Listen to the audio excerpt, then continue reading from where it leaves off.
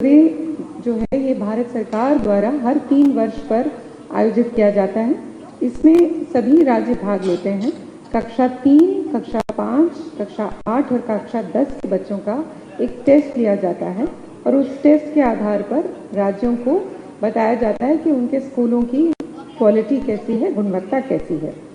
हमारे लिए बहुत ही प्रसन्नता का विषय है कि जो NASS 2021 हुआ, इसमें मध्य प्रदेश ने इस बार बहुत अच्छा परफॉर्म किया है और इसके बारे में मैं थोड़ा सा और विस्तार से बताना चाहूँगी कि इसमें हमारे जो स्कूल्स थे, इसमें मध्य प्रदेश के सभी 52 जिलों से 9,286 स्कूल, 37,507 शिक्षक और 2,40,063 छात्रों ने इसमें सहभागिता करी थी। इसमें भाग लेने वाली कक्षाओं में कक्षा 3 और 5 के लिए भाषा, गणित और पर्यावरण अध्ययन के लिए टेस्ट लिया गया था। कक्षा 8 के लिए भाषा, गणित, विज्ञान और सामाजिक विज्ञान का टेस्ट हुआ था और कक्षा 10 के लिए भाषा, गणित विज्ञान, सामाजिक विज्ञान और अंग्रेजी विषयों को इस सर्वेक्षण में शामिल किया गया था। यह टेस्ट भारत सरकार द्वारा किया जाता है। इस बार इस टेस्ट को CBSE ने करवाया था और इसकी जो इम्पॉर्टेंस है वो इसलिए है कि ये टेस्ट एक क्वालिटी ऑफ हेल्थ या मैं कहूँ कि health of the school education system को असेस करता है। स्कूलों की क्वालिटी कैसी है, पढ़ाई की गुणवत्ता कैसी है, इसका असेसमेंट होता है। और महत्वपूर्ण बात यह है कि इसमें सिलेबस का टेस्ट नहीं होता है। इसमें जो प्रश्न पूछे जाते हैं वो लर्निंग आउटकम्स आधारित होते हैं, जिससे बच्चे की अंडरस्टैंडिंग को परखा जाए, ना कि रोट लर्निंग को।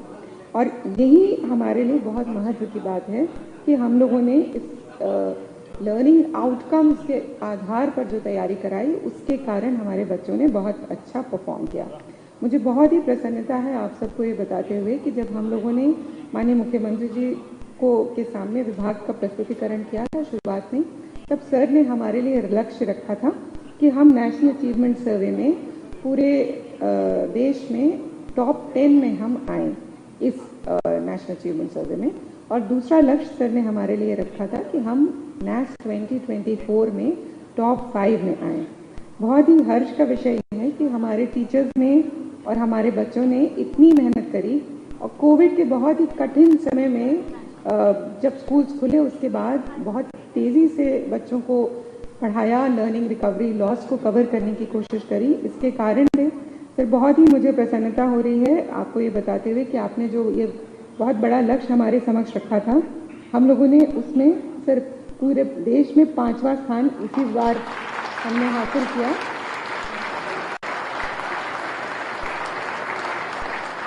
और अब सर हमारी चुनौती भी बढ़ गई है क्योंकि अब हम 5वें स्थान पर हैं, तो हमारा कमिटमेंट आपको ये है कि अगली बार हम टॉप 3 में परफॉर्म करें, कोशिश करें कि हम और बेहतर और अच्छा कर सकें।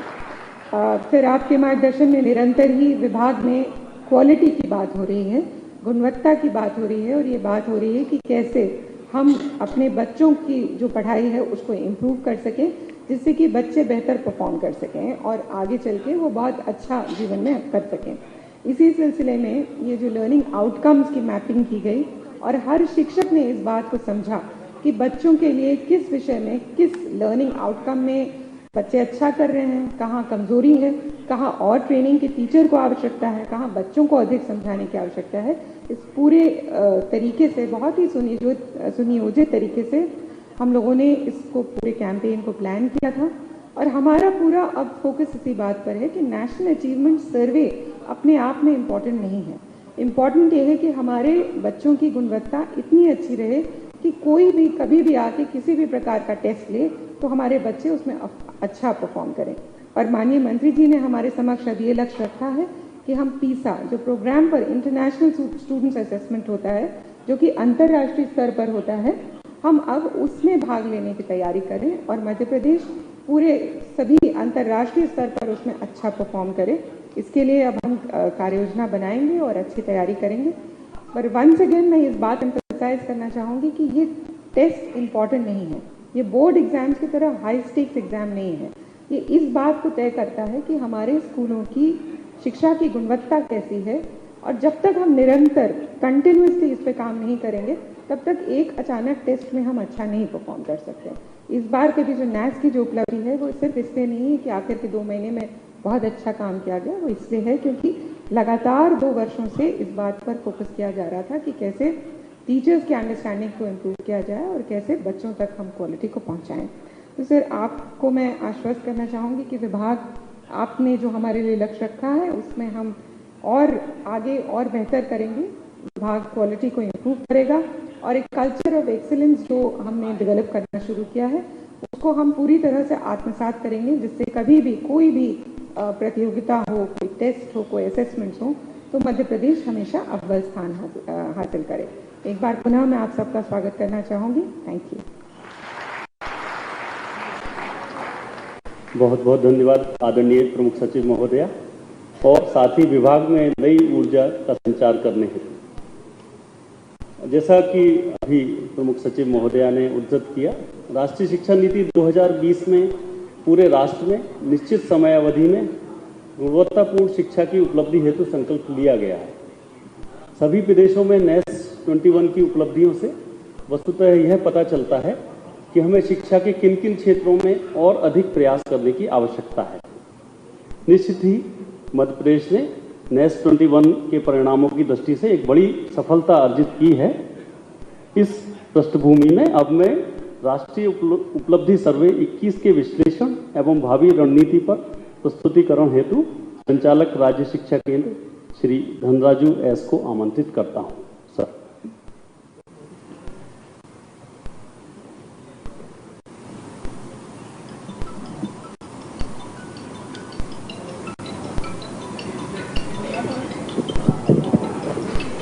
नमस्कार सर।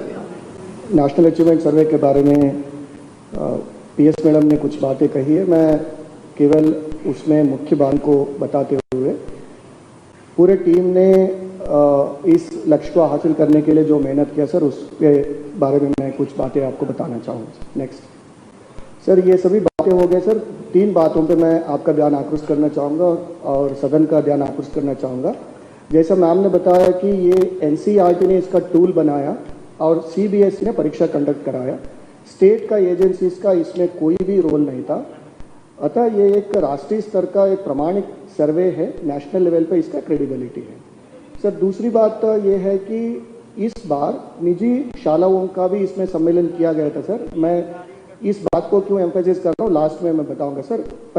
2017 में केवल शासकीय और एडेड स्कूल्स ही थे सर, प्राइवेट स्कूल्स नहीं थे। इस बार प्राइवेट स्कूल्स को भी इसमें सम्मिलित किया गया था। यस सर, प्राइवेट भी थे सर। 4 कैटेगरी थे सर। 4 कैटेगरी थे सर। एक तो state government run schools, government aided schools और प्राइवेट स्कूल्स और central government run school sir. 4 category के थे सर। नेक्स्ट सर, एक हम लोगों ने जो सफ़र तय किया उसको मैं आपके सामने रखना चाहूँगा सर। 2014 में हम 24वें स्थान पर रहे। 7 स्थान का इम्प्रूव करते हुए 2017 में हम 17वें स्थान पर पहुँचे सर। और 2021 में जो आपने हमें एक लक्ष्य दिया था कि टॉप 10 में आने का, वो हमारा ध्यान में था सर। नेक्स्ट सर, जैसे मैम ने भी बताया, ये 2 महीने का मेहनत तो है जो लास्ट में फिनिशिंग जिसको हम कहते हैं last lap.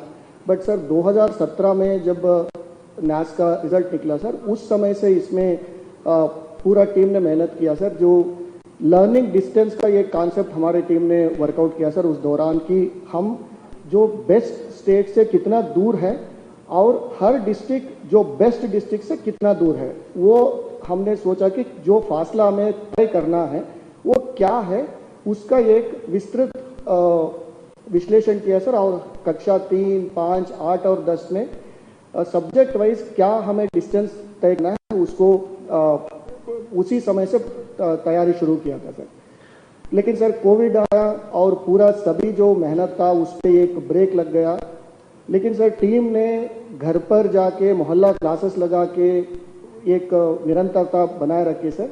WhatsApp groups, TV, radio के माध्यम से भी सर नियमित रूप से हम लोग बच्चों के संपर्क में रहे सर।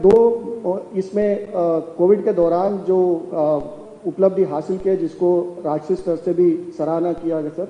हमारा 2.72 लाख टीचर्स डिजिटल माध्यम से प्रशिक्षण लिया सर, और 87% टीचर्स ने सर्टिफिकेट लिया, जो राष्ट्रीय स्तर में भी इसको सराहा किया गया सर। सर एक चीज़ और किया कि शैक्षिक संवाद बना के रखने के लिए एक दूसरे को लर्निंग ग्रुप्स बनाया, इसमें भी हमें अच्छा परिणाम मिले सर। सर एक बड़ा चुनौती ये भी था कि 18 महीने 15 महीने का जो स्कूल्स बंद थे उसमें लर्निंग लॉस जो हुआ था सर, उसको भी हमें एक कवर करना था। ये भी एक चैलेंज हमारे सामने था सर। नेक्स्ट सर, लेकिन जिस समय आपने ये कहा कि टॉप 10 में आना है और आपने पालक, बच्चे और टीचर्स को जब एड्रेस किया सर, उस समय से एक वातावरण निर्माण हो गया सर। मैं बहुत इसको एक माइलस्टोन मानता हूँ। हम लोग मेहनत तो कर ही रहे थे, लेकिन वो एक जुड़ने का एक काम हुआ जब आपने लक्ष्य दिया। हमें लगा कि अब एक्स्ट्राऑर्डिनरी मेहनत करेंगे तभी हम वो लक्ष्य को अचीव कर पाएंगे सर।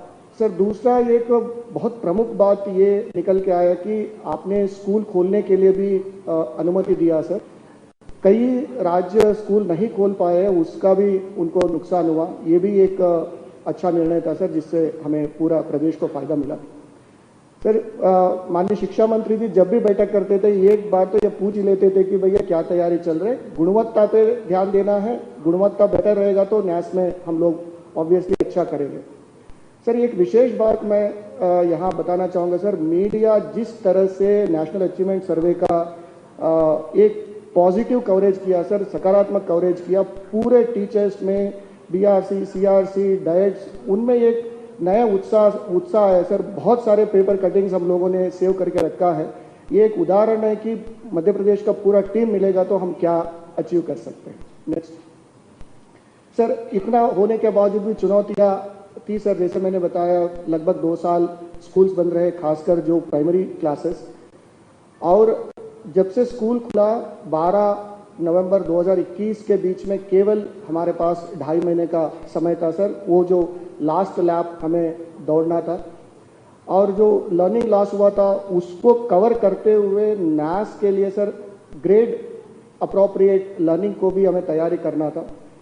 2 चीज़ें सर बहुत मैंने सोचा था ये पूरा मेहनत में दिक्कत करेंगे। एक तो सर दशहरा और दीपावली इस दौरान आ रहे थे सर। मुझे बताते हुए हर्ष होता है कि दीपावली के दिन भी सर टीचर्स ने क्लास लगाया। मंत्री जी को कुछ लोगों ने फ़ोन किया, तो मैं रिक्वेस्ट करूंगा मंत्री जी वो घटना भी बताए, तो पूरा सपोर्ट मिला सर। राष्ट्रीय उपलब्धि सर्वे पर इस सेमिनार में हमारे प्रदेश के मुखिया, मध्य प्रदेश के मुख्यमंत्री और पूरे प्रदेश के बच्चों के मामा माननीय शिवराज सिंह जी चौहान, स्कूल शिक्षा विभाग की प्रमुख सचिव रश्मि मैडम, राज्य शिक्षा केंद्र के जिन्होंने इसके लिए अथक प्रयास किया, ऐसे सम्मानित धनराजू जी, हमारे सीपीआई सम्मानीय अभय वर्मा जी, माध्यमिक शिक्षा मंडल के सचिव श्रीकांत बनोट जी, सम्मानीय द्विवेदी जी, उपस्थित सभी शिक्षा विभाग के अधिकारीगण, पत्रकार साथियों, आज निश्चित रूप से मध्य प्रदेश ने जो उपलब्धि हासिल की है वो केवल शिक्षा विभाग ही नहीं तो पूरे प्रदेश के लोगों के लिए गर्व का विषय है। और इसलिए मैं सभी को शुभकामना देता हूं, बधाई देता हूं और माननीय मुख्यमंत्री जी के मंगल नेतृत्व को मैं प्रणाम करता हूं। जिस प्रकार से कोविड का समय था, एक तरफ डर लग रहा था नेस के सर्वे में जाना चाहिए या नहीं जाना चाहिए, नेस स्कूल नहीं खुले हैं, कम समय हुआ है, तैयारी कैसे होगी। लेकिन माननीय मुख्यमंत्री जी ने स्कूल खोलने का ऐतिहासिक निर्णय किया और इसलिए हमारी हिम्मत बढ़ी, विभाग ने भी तैयारी की। इतना ही नहीं, दीपावली के समय हम छुट्टी घोषित कर चुके थे और उस छुट्टी के बाद भी क्योंकि तैयारी करना है तो कुछ लोगों को अतिरिक्त मेहनत करनी होगी, विद्यार्थियों को भी आना होगा, शिक्षकों को भी मेहनत करनी होगी, अधिकारियों को भी करनी होगी। तो शायद धनतेरस का दिन था, बहुत कमेंट्स प्रदेश भर से आए, कुछ अच्छे भी आए लेकिन कुछ बहुत आपत्तिजनक भी आए। हमने उसका जवाब देना उचित नहीं समझा। हमने कहा हमको काम में लगे रहना है और इसलिए उस परिश्रम को, मेहनत को हमारे विभाग ने परिणाम में बदलने की कोशिश की। और आज राष्ट्रीय स्तर पर अभी 1 और 2 तारीख को अहमदाबाद में पूरे देश भर के शिक्षा मंत्रियों का सेमिनार था राष्ट्रीय शिक्षा नीति को लेकर के, और उसमें कई राज्य नेस के सर्वे को लेकर उत्साहित भी थे। और वो उत्साहित इसलिए थे कि वहां पर लगातार प्रयास चलते हैं और जो नंबर 1, नंबर 2 पे राज्य रहते हैं उनकी तैयारी बहुत अच्छी होती है। लेकिन इस बार के इस सर्वे में जो राज्य बहुत ऊपर रहते थे वो इस बार काफी नीचे चले गए। और इसलिए जिस राज्य की शिक्षा को लेकर के बड़ी चर्चा होती है, स्कूलों को सुधारने को लेकर बड़ी चर्चा होती है, दिल्ली के शिक्षा मंत्री भी उस सेमिनार में थे। उन्होंने कहा कि ये जो राष्ट्रीय उपलब्धि सर्वे है इसको बंद कर देना चाहिए। हमने सोचा कि हम तो अब आगे बढ़ रहे हैं और जो आगे पहले बढ़ चुके थे वो आज इसको बंद करने की चर्चा कर रहे हैं। लेकिन मुझे लगा कि मध्य प्रदेश के लोगों ने और माननीय मुख्यमंत्री जी ने जिस प्रकार से हमको प्रोत्साहित किया, प्रेरणा दी, उसका परिणाम आज हम सब लोगों के सामने आया है कि मध्य प्रदेश भी अपने गुणवत्ता को लेकर के, शिक्षा की गुणवत्ता को लेकर के जिस प्रकार के प्रश्न खड़े हो रहे थे उनको बदल सकता है और बदलने का प्रयास किया है। और मैं तो यही कहूंगा कि मध्य प्रदेश को आज जो अच्छे लक्ष्य आए हैं, जिन जिलों में अच्छे स्थिति है, उनमें और हम आगे बढ़ने की कोशिश करेंगे अगले समय में। लेकिन जो नीचे के पायदान पे आज भी हमारे कई जिले हैं, वहां पर भी आकलन करते हुए और उसको ठीक करने का प्रयास कैसे कर सकते हैं, यही आज के सेमिनार का मुख्य उद्देश्य है वास्तव में। क्योंकि हम हमारी समीक्षा और आकलन नहीं करेंगे, हम कहां खड़े हैं और कहां जाना है, यह आकलन नहीं करेंगे तो हम शायद अच्छे परिणाम की अपेक्षा नहीं रख सकते। और इसलिए सेमिनार के साथ साथ हम आगे नए और अच्छे परिणाम मध्य प्रदेश की शिक्षा के क्षेत्र में आए। मैं तो माननीय मुख्यमंत्री जी से केवल आज इतना ही कहना चाहूंगा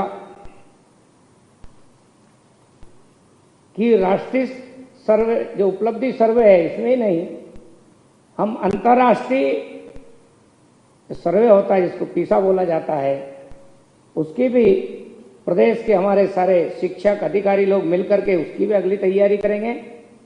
हमने वहां भी हमारे केंद्रीय शिक्षा मंत्री को आग्रह किया है कि इस प्रकार की जो कंपटीशन है,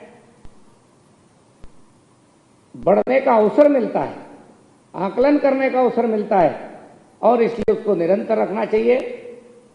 और मध्य प्रदेश भी उसमें सम्मिलित होगा। मैं समझता हूं कि हमारा पूरा विभाग भी सहमत है कि हम उसकी भी तैयारी करेंगे ताकि मध्य प्रदेश, वैसे भी हमने जब सीएम राइस स्कूल प्रारंभ करने का निर्णय किया तो उसके पीछे भी यही भाव था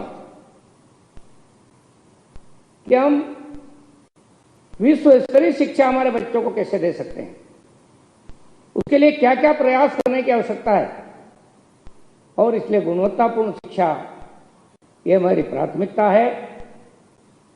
एक नया माहौल, नया परिवर्तन इस रूप में भी मध्य प्रदेश में होने जा रहा है। हम समाधान की ओर, जितने प्रश्न आते हैं उनको समाधान की ओर बढ़ने का काम भी लगातार माननीय मुख्यमंत्री जी के नेतृत्व में हम कर रहे हैं। और इसलिए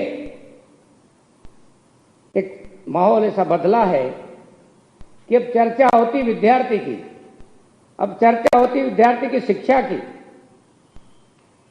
बहुत सारे लोग एक समय समझने लगे थे कि हमारा जो पूरा सेटअप है उसमें शिक्षा मंत्री भी है, शिक्षा विभाग भी है, बाकी अधिकारी भी है, फर्नीचर भी है, भवन भी है, यही केवल शिक्षा के लिए पर्याप्त है, इसकी ही केवल चर्चा करना।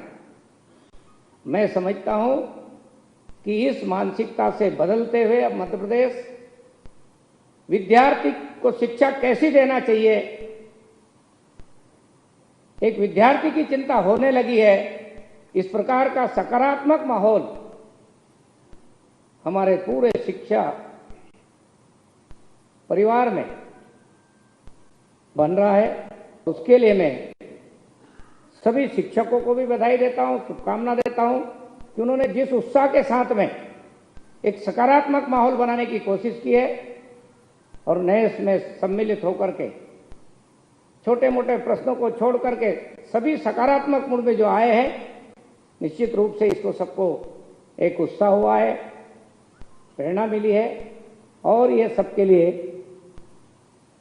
गौरव करने का भी क्षण है, क्योंकि केवल ये परिश्रम नहीं तो सबके लिए गौरव का विषय है। और शिक्षकों के परिश्रम के कारण से, मेहनत के कारण से एक गौरव हासिल हुआ है।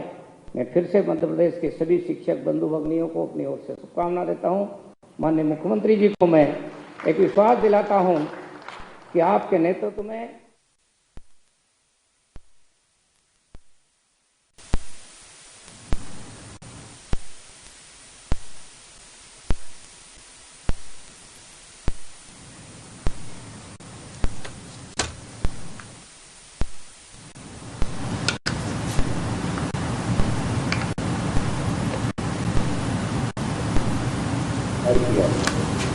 और इस सपोर्ट सिस्टम में हमारी डाइट की भी सहभागिता जिला स्तर से। आप देख सकते हैं कि सीएम शिवराज सिंह चौहान लाइव आ रहे हैं। तैयार किए, क्लस्टर लेवल पर भी हमने रिसोर्स पर्सन तैयार किए और ये पूरी समीक्षा करने के बाद कि किस प्रकार से इन पर काम किया जा सकता है, हमने शिक्षक साथियों से को इस कार्य से जोड़ा, उनको प्रेरित किया और ये शिक्षकों का मैं बीच में रोक के पूछ रहा हूँ। शिक्षक की भूमिका सबसे महत्वपूर्ण है, शिक्षकों का प्रशिक्षण उससे भी ज्यादा महत्वपूर्ण। शिक्षकों के शिक्षण के लिए और बाद में हमारे जो शिक्षक मित्र हैं, अध्यापक हैं, शिक्षक हैं, उनका रिस्पांस कैसा था, इसको बोझ माना या प्रसन्नता के साथ किया उन्होंने?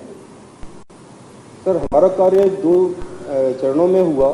पहले तो कोविड परिस्थितियों में जब विद्यालय हमारे पूरे खुले नहीं थे, बच्चे नहीं आ रहे थे, लेकिन शिक्षक साथी हमारे कार्य कर रहे थे, तो हम लोगों ने वेबिनार के माध्यम से और यूट्यूब लाइव के माध्यम से उनसे सतत संपर्क बनाया, उनको प्रेरित किया और किन क्षेत्रों में हमें कार्य करने की आवश्यकता है इससे अवगत कराया। उत्साहित होकर लग गए काम में या कहाँ के चक्कर में फंसा? नहीं सर, है एकदम से तो सर परिवर्तन संभव नहीं था, लेकिन उनको सपोर्ट दिया गया। जो हमने सपोर्ट सिस्टम विद्यालय स्तर तक के लिए बनाया था, सभी ने अपने अपने दायित्वों का भलीभांति निर्वहन किया और हम शिक्षक तक पहुंचे। सकारात्मक योगदान रहा, तब उसके बिना संभव नहीं था। ये डाइट की ओवरऑल भूमिका क्या थी नेस की तैयारी? समय समय पर सर जो हमने मॉनिटरिंग की और परिस्थितियों का आकलन किया कि किन क्षेत्रों में बेहतर कार्य हो रहा है और किन क्षेत्रों में और अधिक काम करने की आवश्यकता है, उसके आधार पर हमने अपने सपोर्ट सिस्टम का उन्मुखीकरण किया और फिर हम विद्यालय शिक्षकों तक हमने इन चीजों को पहुंचाया। और कोई आपके दिमाग में बात हो, सुझाव हो, क्योंकि अब आगे और बढ़ना है, तो शिक्षकों के लिए अगर प्रॉपर सहयोग समय पर उनको मिले और उनके द्वारा जो बेहतर काम किए जा रहे हैं उसको ऊपर आगे बढ़ाया जाए, निश्चित रूप से वो प्रेरित होते हैं और उनको देख करके बाकी शिक्षक साथी प्रेरित होकर के कार्य करते हैं। धन्यवाद जड़िया जी, मैं आपको बहुत बधाई देता हूं, इस काम में लगातार लगे रहिए। बहुत बहुत धन्यवाद। अब मैं यहाँ उपस्थित श्रीमती शीला मरावी जी को आमंत्रित करता हूँ, जो BRCC टोंक खुर्द जिला देवास के पद पर पदस्थ हैं। श्रीमती मरावी जी द्वारा नेस 21 के लिए विकासखंड स्तरीय रणनीति तैयार की गई और बहुत बेहतरीन ढंग से उसका क्रियान्वयन और समन्वय का कार्य किया गया। श्रीमती मरावी। शीला जी, आपको बहुत बहुत बधाई। नमस्कार सर। मैं ये पूछना चाहता हूं कि 2017 और 2021 जी सर, दोनों में जो अंतर आया जी, उसमें आपकी भूमिका, आपकी मतलब विकासखंड स्रोत समन्वयक के रूप में जी सर, क्या भूमिका थी, आपने क्या क्या किया? सर सर्वप्रथम तो हमें ये पता था कि 2020 में यह सर्वे होना है, किंतु कोविड के कारण ये सर्वे 1 वर्ष और आगे बढ़ गया था। तो वो समय मिला हमको हमारी व्यापक तैयारी करने का, तो हमने हमारे विषयवार शिक्षकों का चयन किया पूरे विकासखंड से। लगभग 26 शिक्षकों का चयन किया। उन शिक्षकों ने उस कोरोना काल में लॉकडाउन के दौरान बच्चों के लिए घर पर बैठकर प्रश्न तैयार किए। उन प्रश्नों की सॉफ्ट कॉपी लगभग 2 महीने में कंप्लीट हो गई। तब तक लॉकडाउन ही चल रहा था, तो उन प्रश्नों को हमने सॉफ्ट कॉपी के रूप में ही प्रत्येक शिक्षक तक पहुंचाने का काम किया। एक तो ये हमारी रणनीति का हिस्सा था। दूसरा हमारा हिस्सा ये था कि राज्य शिक्षा केंद्र से जो भी हमें आदेश, निर्देश, संदेश प्राप्त हो, उसे हम समय पर अक्षरशः लागू करें। ये हमारी रणनीति का दूसरा हिस्सा था। जैसे हमें एक आदेश प्राप्त हुआ था कि संकुल स्तर पर आप क्लस्टर प्रभारियों की नियुक्ति करें, एक की, तो हमने उसमें थोड़ा सा हमारे हिसाब से थोड़ा संशोधन किया और उसमें हमने 2 क्लस्टर प्रभारियों की नियुक्ति की, तो हमें 2 मेन पावर मिल गए। तो इस तरह हमने दुगना प्रयास करके और इसमें हमने काम किया। पालक और विद्यार्थियों को भी प्रेरित करने के लिए कुछ किया आपने? जी सर, उस समय सर हमारा घर हमारा विद्यालय पूर्व से ही संचालित था सर। तो हमारे शिक्षक साथी गांव में, क्योंकि अधिकतर मेरे यहाँ रूरल इलाका है, तो अधिकतर शिक्षक साथी जो है चौपालों पे जाते थे। कुछ शिक्षक साथी 2 या 4 बच्चों को लेकर निरंतर बैठ रहे थे। तो बच्चे तो संपर्क में थे, लेकिन उनके बीच में ये नया मैसेज देना था कि अब नेस जो है राष्ट्रीय उपलब्धि सर्वेक्षण, इसकी दिनांक आ गई है और उसके लिए तैयारी हमको करना है। तो हमारी जो शिक्षा की जो मुख्य धारा थी उसको हमने फिर नेस की तरफ मोड़ दिया। जिन क्षेत्रों में कमजोर था प्रदर्शन, उनमें सुधार की कोई रणनीति बनाई थी क्या? जी सर, उसके लिए हमने सर दलों का गठन किया। हमारे विकासखंड स्तर पर हमारे पास एक टीम उपलब्ध होती है जिसमें BACs होते हैं, हमारे पास जन शिक्षक होते हैं, हमारे पास क्लस्टर प्रभारी की नियुक्ति के आदेश राज्य शिक्षा केंद्र से पूर्व में ही प्राप्त हो गए थे। उस पूरी टीम का सहयोग लिया सर, और जो भी जहाँ भी बच्चे अनियमित थे या शिक्षकों को कोई समस्या थी, वहाँ पर विशेष काम करके, मोटिवेशन करके, शैक्षिक संवाद करके इस काम को आगे बढ़ाया सर। शीला जी, मैं आपको फिर एक बार बहुत बहुत बधाई देता हूँ। निरंतर अपने प्रयासों को जारी रखिए। बहुत बहुत धन्यवाद आपको। अब मैं श्री माधव पटेल जी को आमंत्रित करता हूं, जो माध्यमिक शाला लिधोरा जिला दमोह में शिक्षक के पद पर कार्यरत हैं। श्री पटेल द्वारा अभ्यास प्रश्नों का आकलन किया गया, छात्रवार उत्तरों का परीक्षण और विश्लेषण किया गया एवं इस आधार पर आवश्यक अकादमिक हस्तक्षेप किए गए। माधव जी, सबसे पहले तो आपको राज्यपाल पुरस्कार भी प्राप्त है। मैं आपको बहुत बहुत बधाई देता हूं, धन्यवाद देता हूं।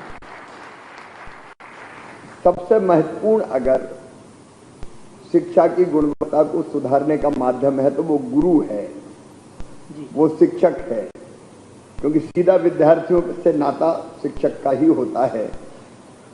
और शिक्षक अगर तन्मयता के साथ अपने काम को करता है तो परिणाम कैसे बेहतर आते हैं, ये आपने भी दिखाया। सीखने के प्रतिफल आउटकम की मैपिंग आपने कैसे, लर्निंग आउटकम की जो मैपिंग है, अब बताइए, एक तो बच्चों को प्रेरित कैसे किया, तैयारी कैसे कराई, लर्निंग आउटकम की मैपिंग कैसे की, क्योंकि परंपरागत तरीके से जो पढ़ाई चल रही थी उसमें से बाहर निकालना, बच्चों को मानसिकता बनाना, वो सबसे महत्वपूर्ण होता है। तो सब जानना चाहेंगे आपने क्या किया। सबसे पहले अहम प्रश्न तो था कि विद्यार्थियों को हम विद्यालय तक ले जाएं। इसके लिए एसएमसी के साथ साथ जो जनप्रतिनिधि थे और स्थानीय समुदाय के वरिष्ठ लोग थे, उनका सहयोग लेके हम लोग पालकों के घर घर गए। पालकों ने जबरदस्त उत्साह दिखाया कि ये तय किया कि हम विद्यार्थियों को अतिरिक्त समय तक भी विद्यालय में बिठाएंगे। तो पहला लक्ष्य तो हमारा पूरा हो गया सर कि हम विद्यार्थियों को इस स्कूल तक ले आए। दूसरा, हम लोगों ने ये पहले टारगेट बनाया कि 2017 के वो लर्निंग आउटकम्स जिनमें हम औसत थे या औसत से कम थे, पहले हम उनको लिखा एक अपनी डायरी में। फिर वो लर्निंग आउटकम किन किन पाठ्यांशों से लिए गए हैं, उन पाठ्यांशों के साथ उनकी मैपिंग की कि ये वाला हिस्सा इस पाठ में आता है। फिर उन पाठों की प्रतिपूर्ति करने के लिए छोटे छोटे लेसन प्लान बनाए कि 40 मिनट में हम अवधारणा को इस तरीके से बता पाएंगे, इस तरीके से बता पाएंगे। सबसे महत्वपूर्ण काम इसमें यह हुआ सर कि जैसे हमने साप्ताहिक विश्लेषण किया, हल करवाए, जो राज्य शिक्षा केंद्र से प्रश्न पत्र जाते थे वो करवाए। हल करवाने के बाद हमने विद्यार्थीवार आकलन किया कि अगर 15 क्वेश्चन थे तो जनरली 10 क्वेश्चन तो सभी विद्यार्थियों ने कर लिए, परंतु 5 प्रश्न ऐसे थे या तो छोड़ दिए या गलत कर दिए। तो उन किन 5 प्रश्नों को छोड़ा, किस प्रकार का पैटर्न था उनका, आखिर अवधारणा में कहां हमसे चूक रह गई, कमी रह गई कि हम विद्यार्थियों को वो डिलीवर नहीं कर पाए, उसके लिए हमने फिर से कार्य योजना बनाई और अगली सहयोगात्मक कक्षा में उन्हीं पर सबसे ज्यादा फोकस किया जिन अवधारणाओं में हमारे बच्चे औसत रूप से प्रदर्शन ज्यादा अच्छा नहीं कर पाए थे। इसमें एक काम और कर लिया था साथ साथ कि हम लोगों ने जो राज्य शिक्षा केंद्र से प्रश्न आए वो तो करवाया।